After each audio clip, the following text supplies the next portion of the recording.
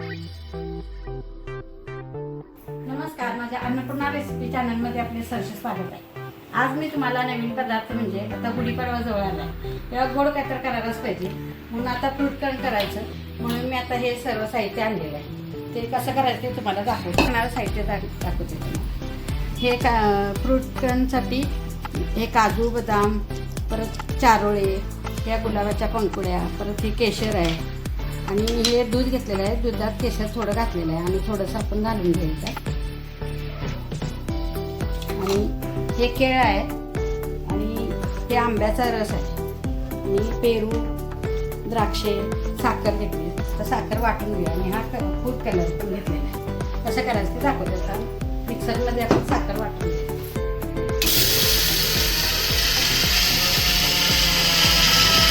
घरी लावलेलं दही होतं, ते रुमालात मी बांधून ठेवलेलं, ते असं घट्ट पिळून घेतलेलं आहे। त्यातलं पाणी सगळं नितळलेलं आहे, पाणी सगळं नितळलेलं आहे, घट्ट चांगला झालेला आहे, चक्का तयार झालेला आहे।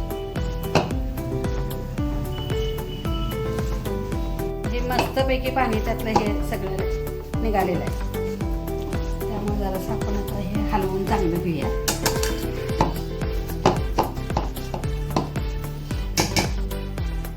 त्यात हे केशरचं दूध पण घालू।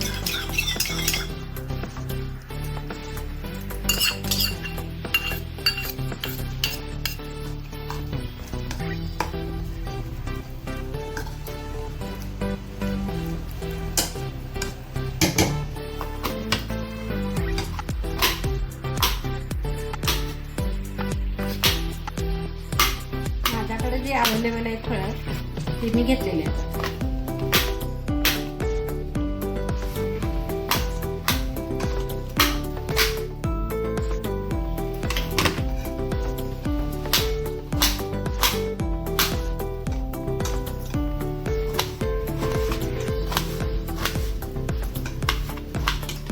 हे आमरस पण आहे, पल्प आहे आमरस, पल्प पण घालून घेते। आंब्याचा पल्प आहे,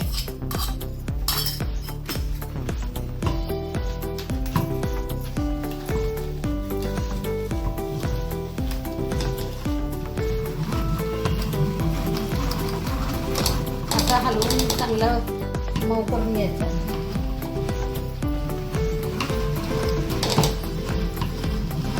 आपण साखर घालून घ्या।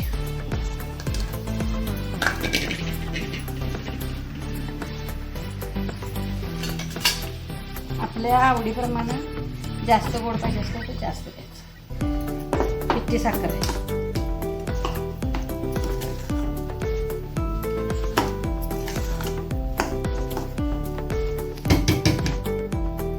आता ही फळं त्यात घालून घ्या।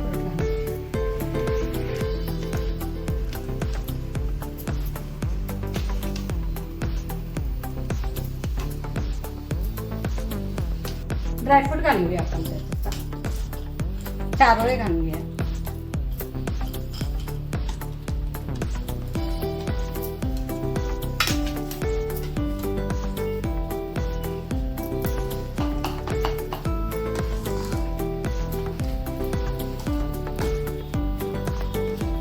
रेसिपी आता तयार आहे, फ्रूट कण केलेलं आहे। अशा पद्धतीने तुम्ही करून बघा।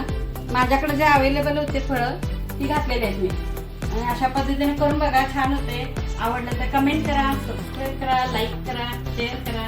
नमस्कार, थँक्यू।